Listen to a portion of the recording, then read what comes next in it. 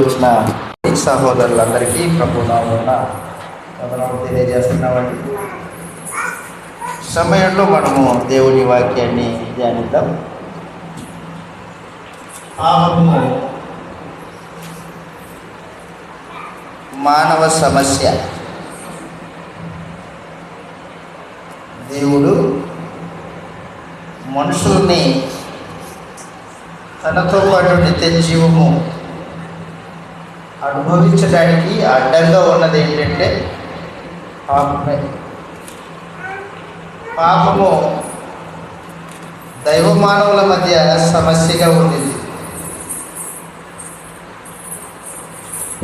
పాపం చేసిన ప్రతివాడు దేవుని ఉగ్రతకు పాత్ర. దేవుని కోపము పాపం చేసిన నరుడి మీద ఉన్నది. ఒకడు పాపం చేసినప్పుడు తన స్వకీయమైన దురాశ చేత ఈడవబడి పాపం చేస్తాడు. పాపం చేసిన ప్రతివాడు దేవునికి శత్రువు. అయితే దేవుడు పాపికి మారుమనసు పొందే అవకాశాన్ని అనుగ్రహించాడు. తన ఉగ్రతనంతటిని ఆయన కుమారుడైన యేసు శరీరం మీద మోపి ఆయన నలగొట్టి ఆయన నిర్దోషమైన రక్తం చేత మనల్ని విమోచించాడు, మారు మనసును అనుగ్రహించాడు. ఎవరైతే క్రీస్తునందు విశ్వాసం ఉంచుతారో వారి పాపములు ఎంత ఘోరమైనవైనా ఎంత దుర్మార్గమైనవైనా కడిగి వేయడానికి ఉద్దేశించాడు దేవుడు. దేవుని చేత నిర్దోషి అని ఎంచబడే ఒక గొప్ప ధన్యతను క్రీస్తు యేసు రక్తం ద్వారా మనకు అనుగ్రహించాడు దేవుడు. ఎందరు యేసు ప్రభువును నమ్ముతారో నమ్మిన వారందరూ దేవుని దృష్టికి నీతిమంతులుగా తీర్చబడతారు. నీతిమంతులుగా తీర్చబడిన వారిని దేవుడు పరలోకంలో తనతో పాటు శాశ్వత కాలం నిత్య జీవం అనుభవించేటట్టు ఏర్పాటు చేశాడు. రోమీయులకు రాసిన పత్రిక 3వ అధ్యాయం 24వ వచనం మనం చదివినప్పుడు ఈ మాటలు రాయబడ్డాయి. రోమీయులకు రాసిన పత్రిక 3వ అధ్యాయము 24వ వచనంలో నేను చదువుతాను, జాగ్రత్తగా ఆలోచించండి. కాబట్టి నమ్మువారు ఆయన కృపచేతనే క్రీస్తు యేసు నందలి విమోచనము ద్వారా ఉచితముగా నీతిమంతులుగా తీర్చబడుతున్నారు. పూర్వం చేయబడిన పాపములను దేవుడు తన ఓర్మి వల్ల ఉపేక్షించినందున ఆయన తన నీతిని కనపరచవలనని క్రీస్తు యేసు రక్తమునందలి విశ్వాసము ద్వారా ఆయనను కరుణాధారముగా బయలుపరిచాడు. దేవుడు ఇప్పటి కాలమందు తన నీతిని కనపరచు నిమిత్తము తాను నీతిమంతుడును యేసునందు విశ్వాసం గల వారిని నీతిమంతునిగా తీర్చువాడునై ఉండుటకు ఆయన అలాగే చేశాడు. యేసునందు విశ్వాసం ఉంచిన వారు దేవుని దృష్టికి నీతిమంతులు. దేవుడు వారిని ఇక నువ్వు పాపం చేయలేదులే అన్నట్టుగా చూస్తాడు. నువ్వు గతంలో చేసిన నీ పాపానికి నా పాపానికి క్రీస్తునందు విశ్వాసం ఉంచిన కారణాన క్షమాభిక్ష దయచేశాడు. దేవుడు తన దయతో మన పాపములను ఇక ఎన్నడూ జ్ఞాపకం చేసుకొనను అని చెప్పేశాడు.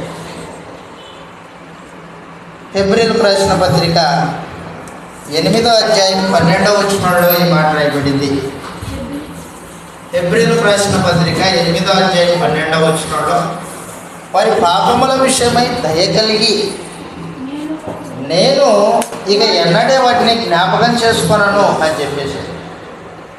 వారి పాపములను ఇక ఎన్నడూ నేను జ్ఞాపకం చేసుకొనను అని చెప్పాడు. కాబట్టి వారి దోషముల విషయమై దయ కలిగి అన్నట్టు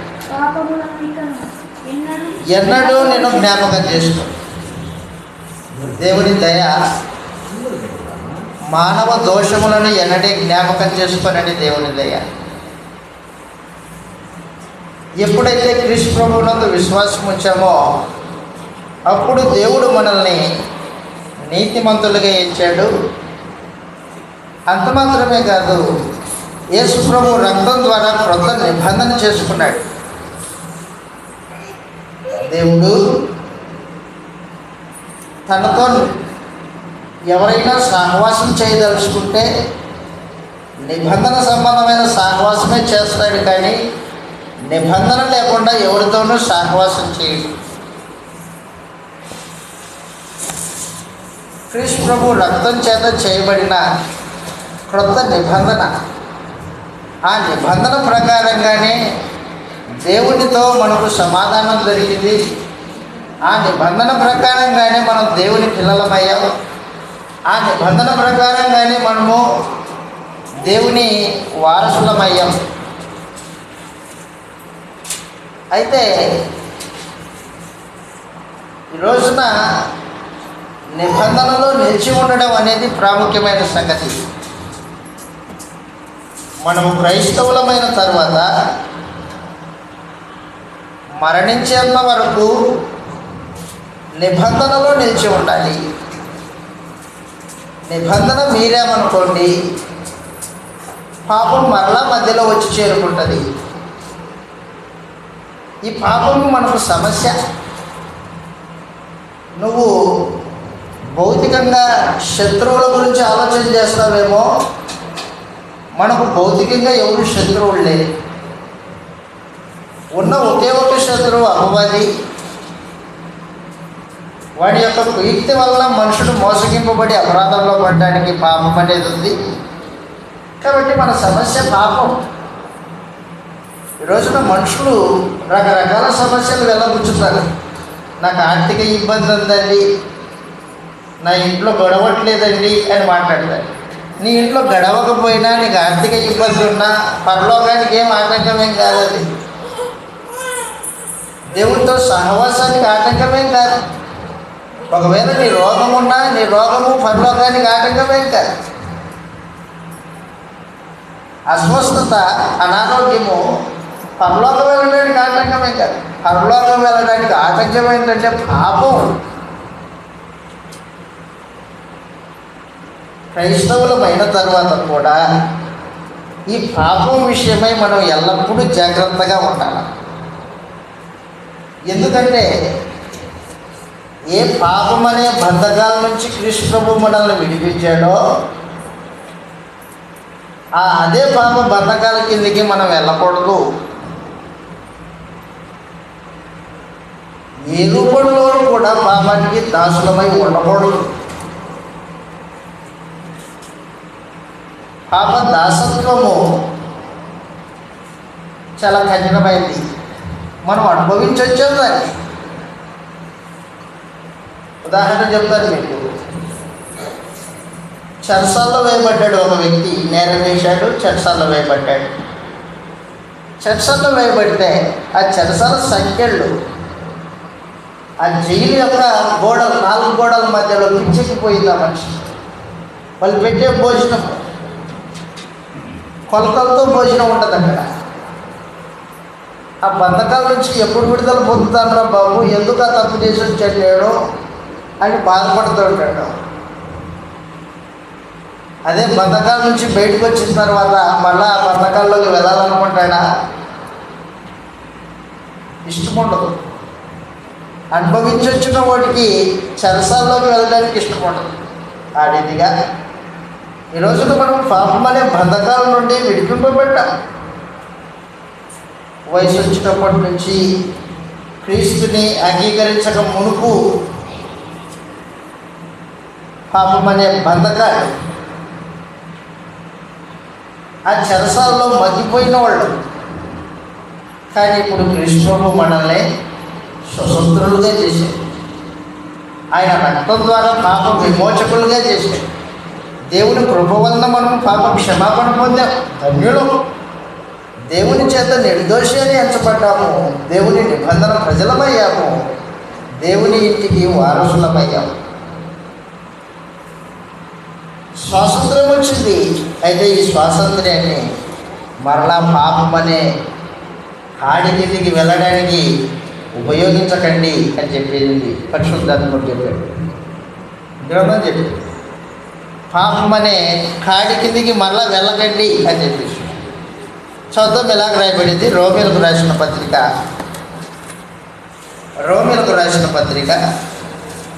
6వ అధ్యాయము 4వ వచనం నుండి చదువుతాం. ఇలాగూ దేవుని వాక్యం తెలియజేస్తూ ఉంది. రోమిలకు రాసిన పత్రిక 6వ అధ్యాయం 4వ వచనంలో, కాబట్టి తండ్రి మహిమ వలన క్రీస్తు మృతులలో నుండి ఎలాగో లేపబడ్డాడో అలాగుననే నూతన జీవం పొందిన వారమై నడుచుకున్నట్లు మనము బాప్తిస్మం వలన మరణంలో పాల్పొందుటకై ఆయనతో కూడా పెట్టబడింది. మరియు ఆయన మరణం యొక్క సాదృశ్యమందు ఆయనతో ఐక్యం గలవారమైన ఎడల ఆయన పునరుత్థానం యొక్క సాదృశ్యమందును ఆయనతో ఐక్యం గలవారమై ఉందుము. ఏమనగా మనమిక పాపమునకు దాసులం కాకుండుటకు పాప శరీరము నిరర్ధకమగునట్లు మన ప్రాచీన స్వభావము ఆయనతో కూడా సిలువ వేయబడినని ఎరుగుదుము. చనిపోయిన వాడు పాప విముక్తుడని తీర్పు పొంది ఉన్నాడు. ఏం జరిగింది? బాప్తిస్మంలో పాప శరీరము నిరర్ధకమైపోయింది. పాపం చేసే స్వభావము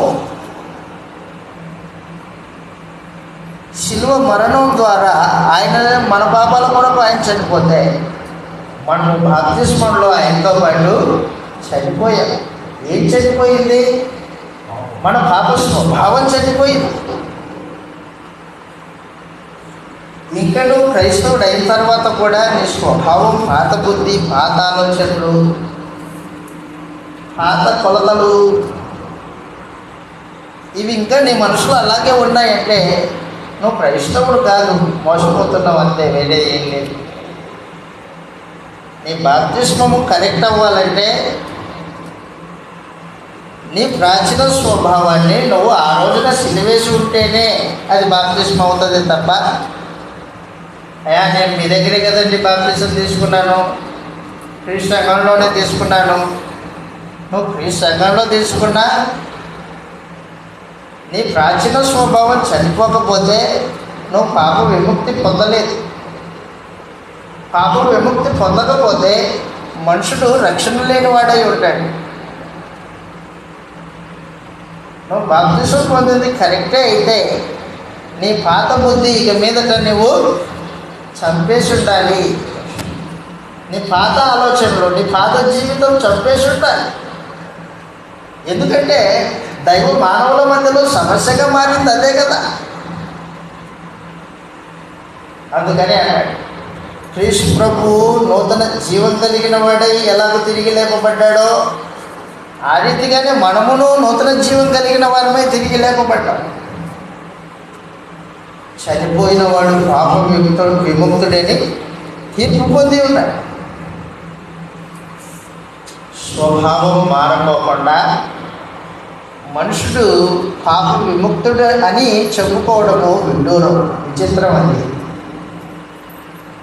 కాబట్టి దైవ మానవుల మధ్యలో ఆటంకంగా ఉన్నది ఏంటంటే పాపం.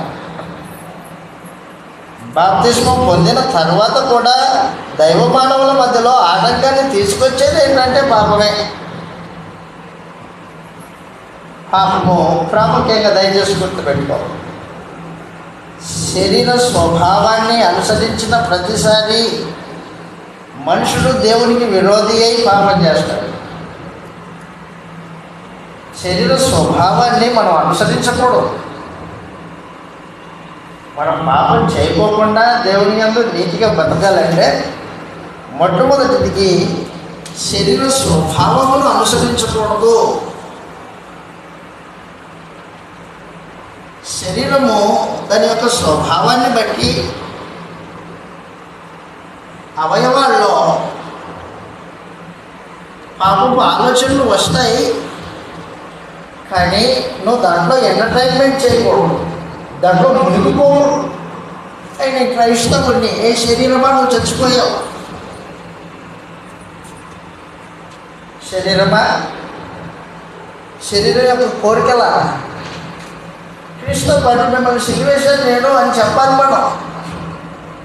లేదనుకోండి ఏం జరుగుతుంది, ఆ శరీర స్వభావము దేవునికి విరోధంగా మనల్ని పాపానికి నడిపిస్తుంది.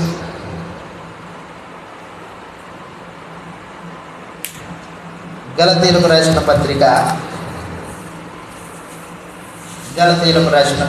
అపోస్తలుడైన పౌలు శరీర స్వభావమును గురించి మాట్లాడాడు.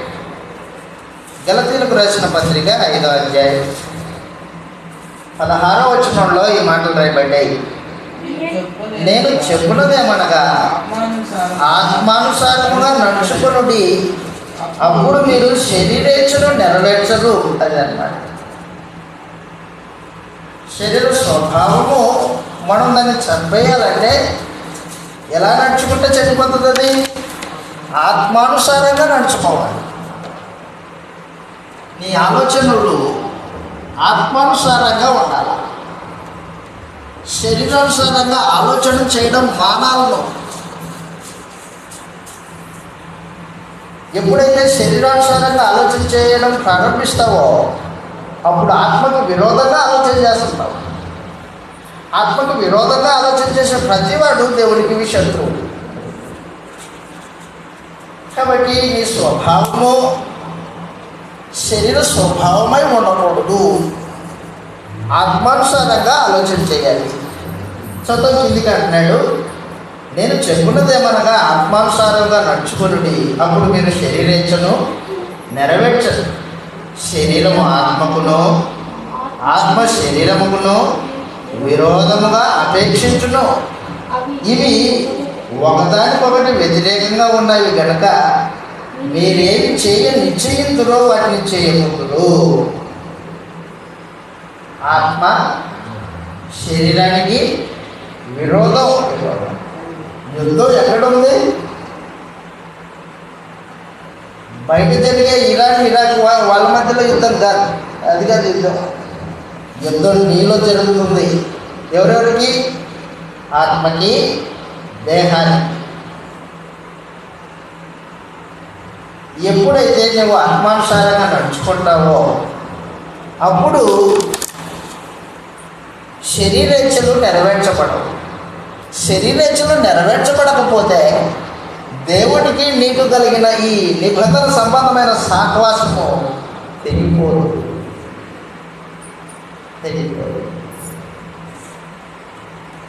శరీర సంబంధమైన స్వభావం కలిగి నువ్వు నడుచుకున్నావు అనుకో, దైవ సహవాసం తెగిపోతుంది.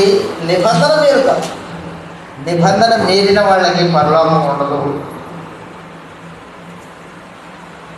పరలోకానికి వెళ్ళకోకుండా నిన్ను ఆపేది ఏదైనా ఉందంటే అది పాపం. అది నీ శరీరేచ్ఛలో నుండి పుట్టవచ్చు, లేకపోతే బయట నుండి రావచ్చు. పాపం అనేది ఎటుకుండా వచ్చినా నువ్వు కాచుకొని ఉండాలి.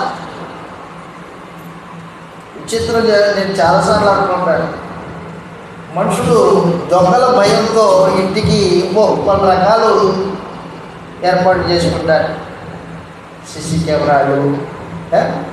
ఏంటికంటే దొంగలు రాకూడదు మా ఇంటికి. నువ్వు కాసుకోవాల్సింది శరీర సంబంధమైన నీ ఇంటినో, నీ వెండినో, నీ బంగారాన్నో కాదు. పాపము నిన్ను అంటపోకుండా కాపాడుకోవాలా. ఈ ఆత్మ సంబంధమైన వివేచనతో పాపం విషయమైన కాపుదల నీకు లేకపోతే నిత్య జీవాన్ని కోల్పోయే ప్రమాదం ఉంది.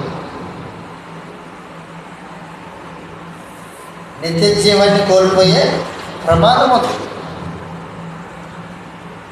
కాబట్టి మనుషుడు ఏం చేయాలంటే మొట్టమొదటిగా ఈ పాప సమస్య నుండి పరిష్కరింపబడాలంటే శరీర స్వభావం అనుసరించి నడవకూడదు, శరీరేచ్ఛను అనుసరించి నడవకూడదు.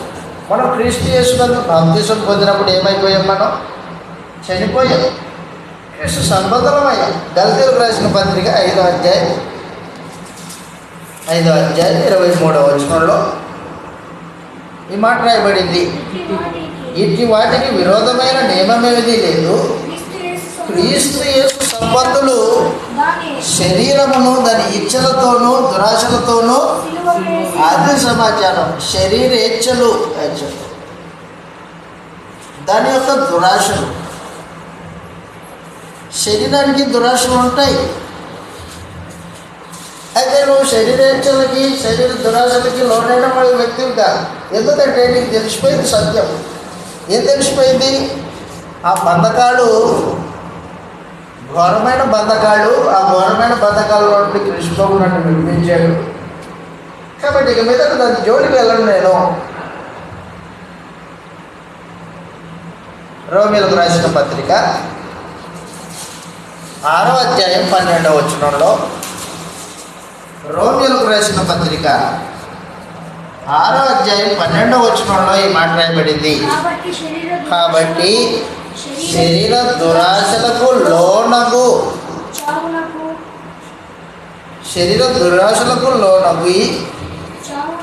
చావులకు లోనగు మీ శరీరమందు పాపమును ఏలనివ్వకుడి అన్నాడు. కాబట్టి శరీర దురాశలకు లోబడినట్లుగా చావులకు లోనైన మీ శరీరమందు పాపమును ఏలనివ్వకుడి, మరియు మీ అవయవములను దుర్నీతి సాధనాలుగా పాపములకు అప్పగింపకుడి. అయితే మృతులలో నుండి సజీవులమనుకుని మిమ్మును మీరే దేవునికి అప్పగించుకొనుడి. మీ అవయవములను నీతికి సాధనాలుగా దేవునికి అప్పగించుడి. నువ్వేమనుకోవాలా? నేను మృతులలో నుండి లేపబడిన వాడిని, సజీవుని. సచ్చినోడిని కాదు, నేను సజీవుని. పాపము నా మీద పెత్తనం చేసే అవకాశం దానికి లేదు. అది ఓడిపోయింది. యేసు ప్రభు దాన్ని ఓడించాడు. నేను ఆయనతో పాటు సిలువ వేయబడినప్పుడు నాకే దానికి సంబంధాలు తెగిపోయాయి. దేనికి? పాపానికి. ఇప్పుడు నేను పాపం విషయంలో చచ్చిన వాడిని. నా అవయవాలు కూడా పాపం విషయంలో చనిపోయాయి. ఇక మీదట పాపానికి నా అవయవాలని ఉపయోగించను. నాలుక ఇక మీదట అబద్ధం మాట్లాడడానికి పనికిరాదు. ఈ పెదాలు ఇక మీదట కపటంగా మాట్లాడడానికి పనికిరాదు. ఈ అవయవాలు ఇక మీదట దుర్నీతి సంబంధమైన కార్యక్రమాలు చేయడానికి పనికిరాదు. చచ్చిపడిపోయాయి. ఎందుకంటే నేను క్రీస్తుతో పాటు తిరిగి లేపబడ్డాను. ఇలాంటి ఆత్మ సంబంధమైన వివేచన మనకు అవసరం. ఇది మొట్టమొదటి సమాచారం చెప్తున్నాను మీకు. పాపం విషయమై నీవు జాగ్రత్తగా కాపాడుకోవాల్సిన అవసరం ఉంది. ఎవరో కాపాడుతారు కాదు, నీకు నీవే జాగ్రత్త పడాలి. యోహాను గారు రాసిన మొదటి పత్రిక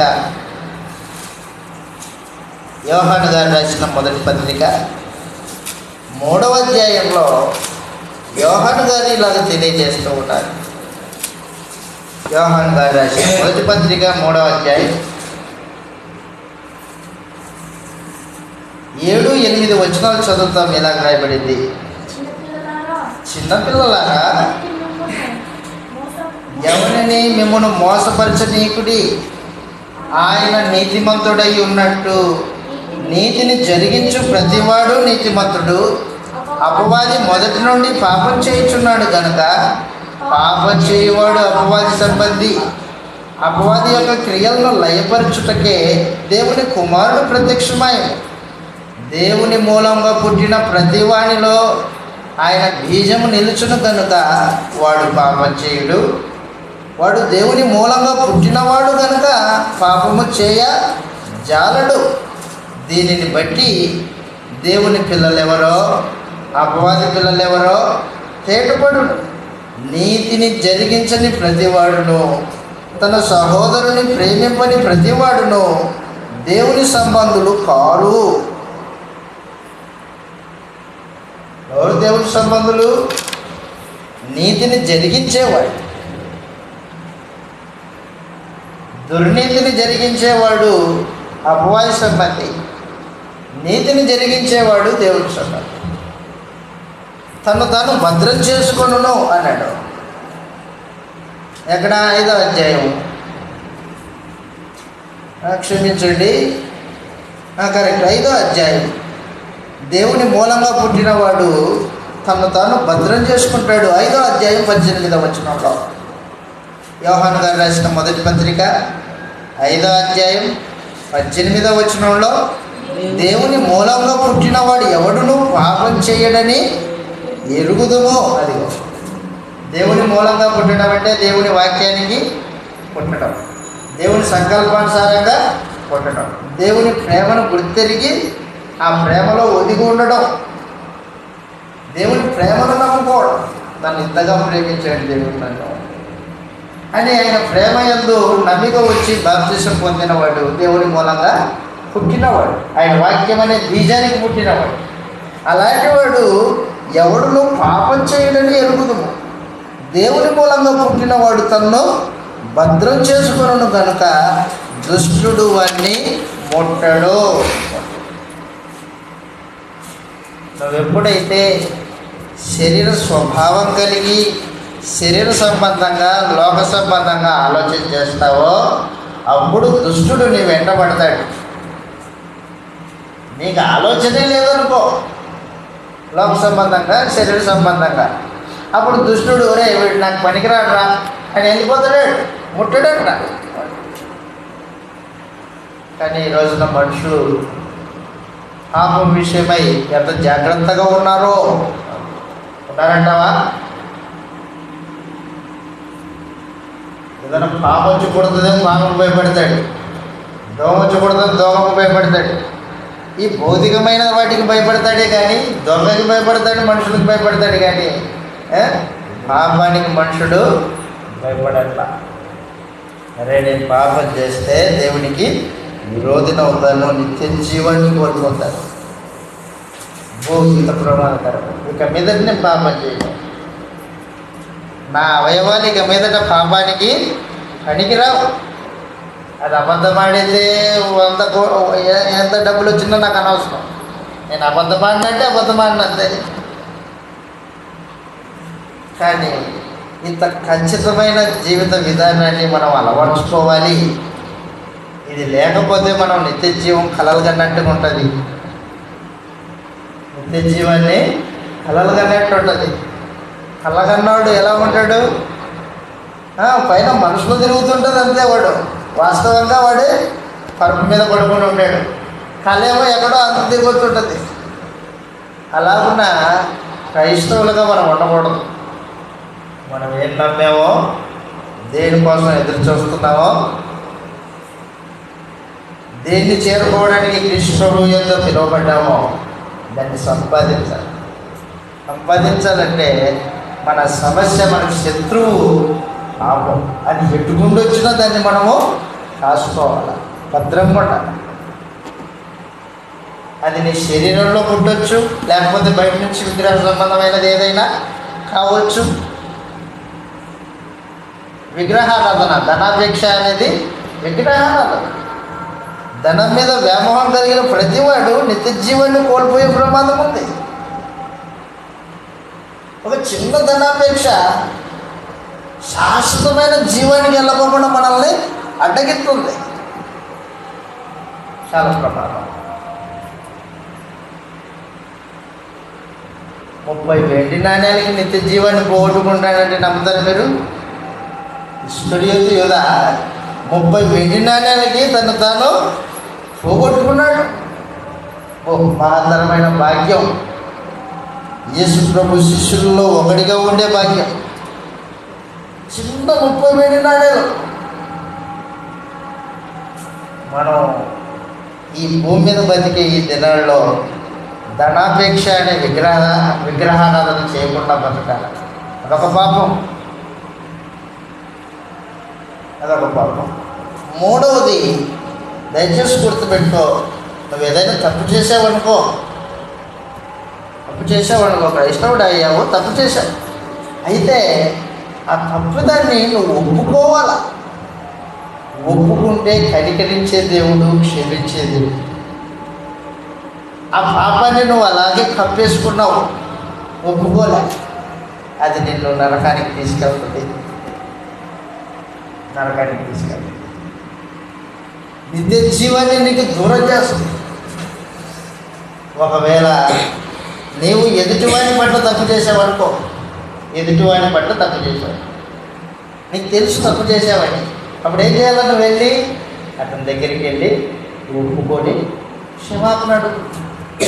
నీ అహమో లేకపోతే నీ గర్వమో అడ్డొచ్చి నువ్వు చేసిన తప్పిదాన్ని వాడేదంటే నేనెందుకు ఒప్పుకోవాలి అనే భావంతో బతికావా? ఆ గర్వమే, ఆ అహమే నిత్య జీవాన్ని నీకు దూరం చేస్తుంది. ఒక చిన్న క్షమాపణ అడగలేని నీ బలహీనత, నీ గర్వం శాశ్వతమైన జీవాన్ని దూరం చేస్తుంది. కానీ మనుషులు ఎవడో ఆలోచన చేయలేదు. పాపం అంటే ఎవడో నరహత్య, దొంగతనం, వ్యభిచారం, అది భౌతికంగా ఆలోచన. భౌతికంగా కాదు, నువ్వు ఎప్పుడైతే శరీర స్వభావం కలిగి పాపం చేస్తావో, ఎదుటివాని పట్ల అభ్యంతరకరంగా ప్రవర్తిస్తావో, అది పాపం. ఒప్పుకొని విడిచిపెడితే దేవుడు క్షమిస్తాడు. క్రీస్తు రక్తం చేత దాన్ని కడిగి వేస్తాడు. అదే ఒప్పుకోకుండా దాన్ని అలాగే దాచిపెట్టుకున్నాం అనుకోండి పాపాన్ని, ఏం జరుగుతుంది? మనకు చరిత్ర తెలుసు. ఇతరుల కాలంలో అబ్రహాం గురించి మనకు తెలుసు, అబ్రహాంకు ముందున్న వాళ్ళ గురించి తెలుసు. ఆదాము గురించి తెలియదా మనకి? ఆదాం ఏం చేశాడు? దేవుడే స్వయంగా నేను తినొద్దన్న వృక్షఫలమును నేను తింటివా అని అడిగితే, మారు మనసు పొందడానికి దేవుడు అవకాశం ఇస్తే ఆదాము రొమ్ములో పాపాన్ని కప్పుకొని, ఎక్కడ రొమ్ములో పాపాన్ని కప్పుకొని, నువ్వు నాకు ఇచ్చిన ఈ స్త్రీయే పండించింది, నేను తిన్నా, నాదేం నేరం లేదని. అదే పాపాన్ని ఒప్పుకునింటే ఆదాము ఎంత గొప్పవాడిగా ఉండేవాడు. ఈ రోజున మనం ఎంత ఉన్నతంగా చెప్పుకునేవాళ్ళమో, నిత్య జీవానికి పాత్రుడయ్యేవాడు.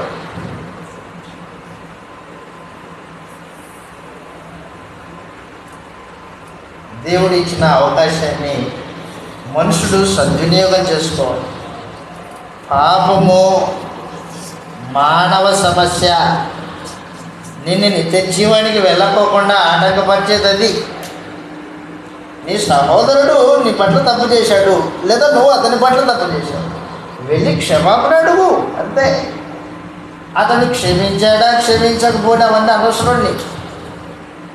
కానీ నీ మనస్సాక్షి నిర్దోషంగా పెట్టుకోవాలి. నీ మనస్సాక్షి నీ మీద నేరం మోపకూడదు. ఎవరి మనస్సాక్షి అయితే నేరం మోపుతుందో వాడికి నిత్య జీవము ఉండదు. మనస్సాక్షిని నిర్దోషంగా పెట్టుకోవాలి. కాబట్టి ప్రియులారా, నేను మీకు ఏం చెప్తున్నాడు మీకు అర్థమవుతుందా? పాప సమస్య. ఆ పాప సమస్యలో మొట్టమొదటిది శరీర స్వభావం, శరీరేచ్ఛలు నీలో ఉంటాయి. రెండవది ధనాపేక్ష, లోభత్వం, పిసినారితనం. ఇది ఏం చేస్తుందంటే దేవునికి నీకు దూరం చేస్తుంది.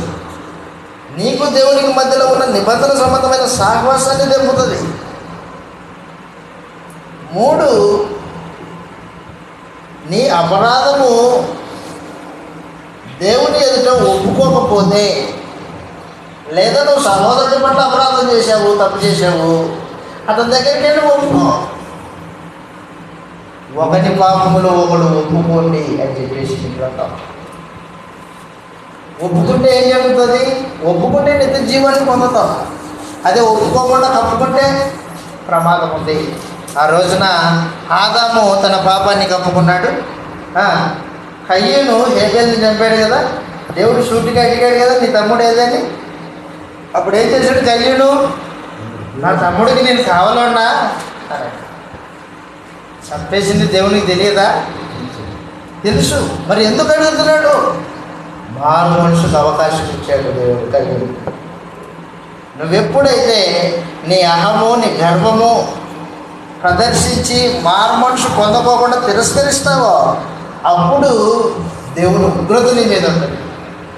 శాపగ్రస్తుడైపోయాడు కయ్యడు. ఈ నేల మీద ఇక మీదట నువ్వు పని చేయడానికి లేదు, పద అవతలు పద అని చెప్పి శపింపబడ్డాడు కయ్యడు. ఇశ్రాయేలీల మొదటి రాజు ఉన్నాడు సౌలు. దావీదు కంటే ముందటివాడు సౌలు. అమాలేకీలతో యుద్ధానికి వెళ్ళమని చెప్పినప్పుడు వెళ్ళాడు. అమాలేకీలను అందరినీ నిర్మూలన చేయమని దేవుడు చెబితే తను ఏం చేశాడు? చెడు రాజుని బతకనిచ్చాడు. అక్కడ ఉన్న బాగా బలిష్టమైన పశువులను తీసుకొచ్చి తన ఘాటికి కట్టుకున్నాడు. పైపెచ్చి అంటున్నాడు, నీ దేవుడు చెప్పినట్లుగా చేశాను నేను అంటున్నాడు సమయాల దగ్గరికి వచ్చి. అప్పుడు అన్నాడు, నువ్వు మాట్లాడ పని లేదు, దేవుడు నాకు నిన్నటి రాత్రి చెప్పేసి నువ్వు దేవుని మాట వినలేదు. ఆయన కావాల్సింది బలుడుగా విధేయత కావాలి. పాపాన్ని సమర్థించుకున్నాడు సౌలు. అవి ఆ రంకెలేంటి అని అడిగితే, ఆ రంకెలా అంటే అవి దేవునికి బలి ఇవ్వడానికి నీ దాసులు ఉండనిచ్చారండి అన్న. దేవుడు అడిగాడా? కాబట్టి మనుషుడు తన పాపాన్ని సమర్థించుకున్న ప్రతిసారి దేవుడు ఉగ్రత పాత్ర అయ్యాడు. దేవుడు కృప కోల్పోయాడు. సౌలు దేవుడు కృప కోల్పోతే ఆ కృప దావీదు మీదకి వచ్చింది, మనందరికీ తెలుసు. కాబట్టి పాపాన్ని సమర్థించుకో.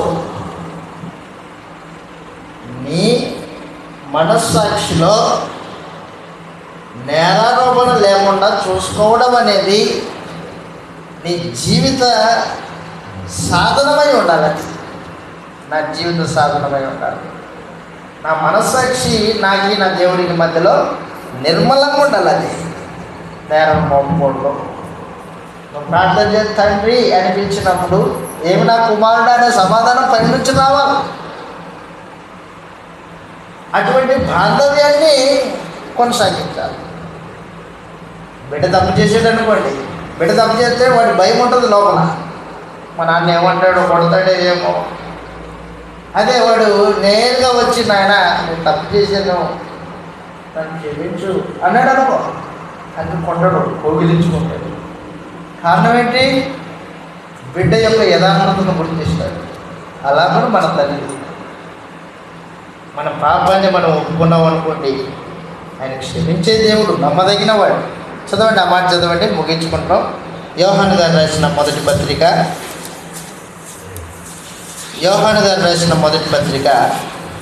1వ అధ్యాయము 7వ వచనం నుండి ఈ మాటలు రాయబడ్డాయి. యోహాను గారు రాసిన మొదటి పత్రిక 1వ అధ్యాయము 7వ వచనము నుండి, అయితే ఆయన వెలుగులో ఉన్న ప్రకారము మనమును వెలుగులో నడిచిన ఎడల మనం అన్యోన్య సహవాసం గలవారమై ఉందుము. అప్పుడు ఆయన కుమారుడైన యేసు రక్తము మన ప్రతి పాపము నుండి మనల్ని పవిత్రులుగా చేయి. మనం పాపం లేని వారమని చెప్పుకుని ఎడల మనల్ని మనమే మోసపుచ్చుకుందుము, మరియు మనలో సత్యం ఉండదు.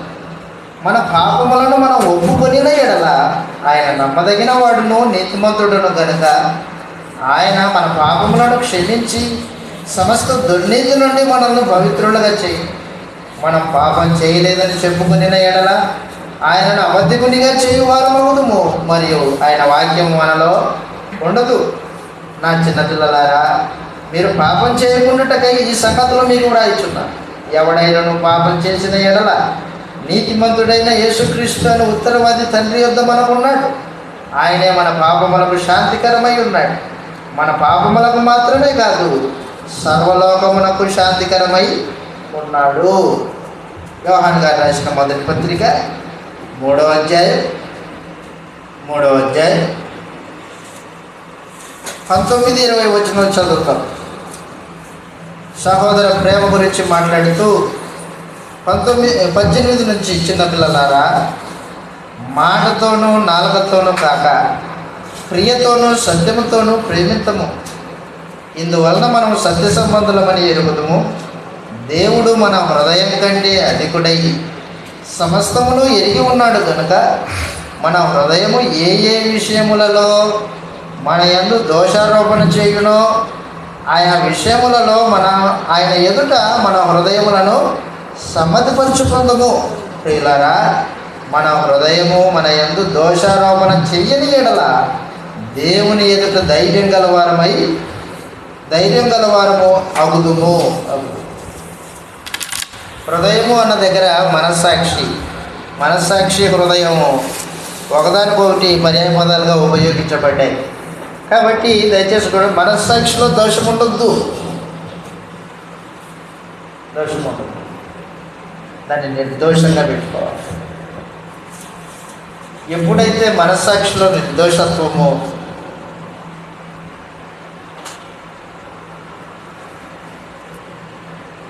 ఉంటుందో అప్పుడు నిత్యజీవం వెళ్ళడానికి అవకాశం ఉంటుంది. మనస్సాక్షిలో దోషం పెట్టుకొని నువ్వు ప్రార్థన చేస్తే అది అంగీకరింపబడదు. మనస్సాక్షి దోషభరితమైన వాడు నిత్యజీవానికి పాత్రుడు కాదు. కాబట్టి దయచేసి గుర్తుపెట్టుకోండి. నేను మీకేం తెలియజేశానంటే, మానవ సమస్య పాపము. ఆ పాపము ఎటుగుండా వచ్చినా నీవు దాన్ని జాగ్రత్తగా ఎదుర్కోవాలి. లేకపోతే ఏం జరుగుతుంది? నిత్య జీవాన్ని దూరం చేస్తుంది. చిన్న పాపమే, అబద్ధం ఎంత పెద్దది? చిన్నదే, కానీ నిన్ను నిత్య జీవానికి దూరం చేస్తుంది. యుగ యుగాలు ఆరని అగ్నికి పాత్రుడిగా చేస్తుంది. మనమేమంటాం? అబద్ధం కూడా పాపమేనా అంటాం. అది లోకం అది. కానీ నువ్వు ఎవరు? నువ్వు దేవుని బిడ్డవి. దేవుడు పాపాన్ని ఏ దృష్టితో చూస్తాడో ఆ దృష్టితో చూడాలన్నమాట. అది నేను మీకు తెలియజెప్పేది. కాబట్టి ఆ రీతిగా ఆలోచన చేయవలనని, పాపం విషయమై జాగ్రత్త పడి నిత్య జీవానికి పాత్రులుగా ఎంచబడడానికి మిమ్మల్ని మీరే ఆత్మ సంబంధంగా ఆలోచన కలిగి జీవితాన్ని కొనసాగించవలనని ప్రేమతో మిమ్మల్ని హెచ్చరిస్తూ నన్ను హెచ్చరించుకుంటూ ఈ మాటలు ఇంతటితో ముగించేస్తూ ఉన్నాను. మీ అందరికీ వందనములు.